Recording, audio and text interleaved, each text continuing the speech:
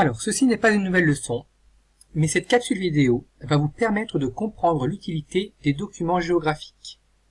Je vais donc vous expliquer comment étudier un document géographique et quels sont les différents types de documents que l'on peut utiliser en géographie. En effet, au cycle 3, tu dois être capable de comprendre un document. Pour cela, tu dois être capable de l'identifier, d'extraire les informations qui sont pertinentes, de comprendre le sens général du document et d'identifier le sens implicite du document, c'est-à-dire quel est l'objectif du document. Qu'est-ce qu'un document géographique? Il existe différents types de documents. Tu dois être capable de les reconnaître. Il en existe 6 ou 7, j'en oublie peut-être. Les voici. Le premier document, ce sont les photographies. Les photographies peuvent être prises de différentes manières, soit au sol, comme cet individu, soit une vue aérienne avec un hélicoptère, soit une vue oblique, comme ici, ou par image satellite, grâce à un satellite qui se trouve dans l'espace. Prenons ici les différentes photos qui ont été prises dans la baie de Somme.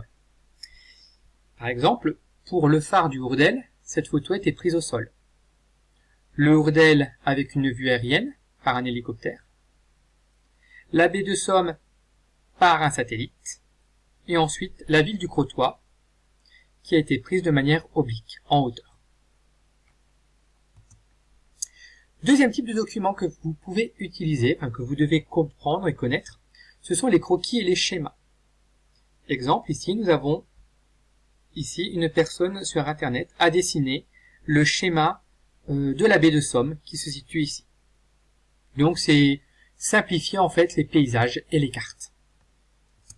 Troisième type de document justement, les cartes. Deux types de cartes. Il y a les cartes topographiques, comme ici, et les cartes thématiques, comme ici. Les cartes topographiques, il y a tout dessus, c'est-à-dire qu'il y a le nom des villes, il y a les routes, les fleuves, les forêts. Tout est indiqué.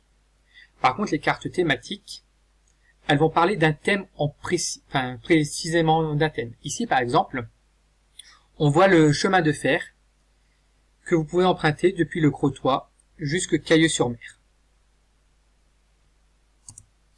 Quatrième type de document, les plans. Les plans servent à se situer, à se déplacer dans une ville.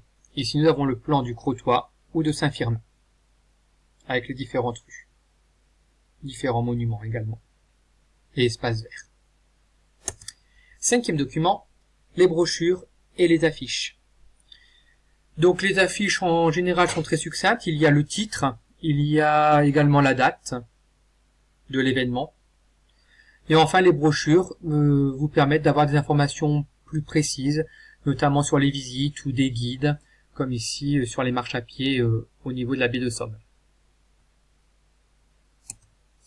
Sixième type de document, les graphiques et les tableaux. Vous allez en CM1, vous allez apprendre à lire un graphique et un tableau. Ici par exemple, vous avez un graphique sur le nombre de phoques et de veaux marins qu'il y a en baie de Somme. Et l'on remarque au fur et à mesure des années, le nombre de la population des phoques et des veaux marins a augmenté. Donc le graphique permet justement de voir ça directement. Le deuxième document ici, qui est un tableau, c'est un tableau en fait sur les marées hautes et les marées basses que l'on peut trouver au Crotoy en fonction de la date, en fonction des coefficients de marée. Voilà. Et les heures. Au matin, au soir. Septième type de document, les textes. Ici, c'est un article que j'ai trouvé sur Wikipédia, je ne vais pas vous le lire. Vous pouvez toujours aller le retrouver si vous le souhaitez sur Wikipédia. Donc, en fait, on vous explique la situation et les caractéristiques de la baie de Somme. Voilà, vous connaissez les différents types de documents qu'il y a en géographie. Donc maintenant, nous allons apprendre à comment lire et comprendre un document géographique. Première chose, il faut toujours identifier le type de document. Est-ce qu'il s'agit d'une carte, d'un plan, d'un croquis, d'un graphique, d'un tableau, d'une photographie? À vous de m'identifier le type de document. Vous les connaissez tous maintenant. Deuxième chose, lire le titre la date du document, identifier l'auteur et son métier. En effet, quelquefois l'auteur est écrivain ou quelquefois il est journaliste et cela peut être important de le savoir. Troisième chose, comprendre le sens général du document. Est-ce que ce document va parler de la nature? Est-ce qu'il va parler de la faune? Est-ce qu'il va parler de la flore, donc des végétaux? Est-ce qu'il va parler de la pollution? À vous de me dire de quoi parle de manière générale ce document. Et enfin, quatrième chose, il faut définir l'objectif du document.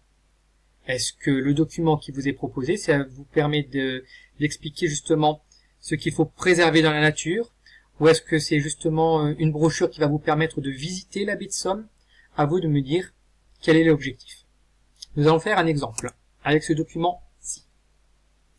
Tout d'abord, ce document qui est ici, en dessous il y a une légende.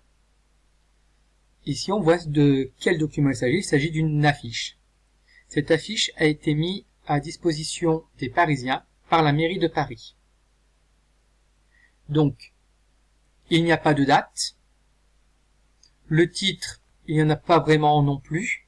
Par contre, le thème général ici, c'est la nature.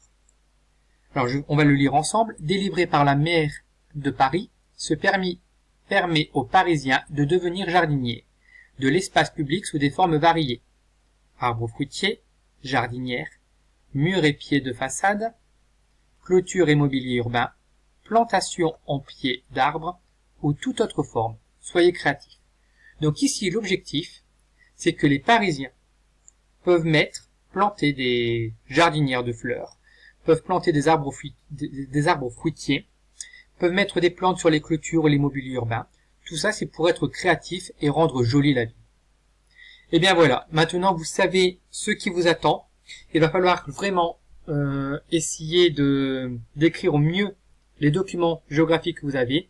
Cela va vous permettre de mieux comprendre les thèmes étudiés cette année. À très bientôt.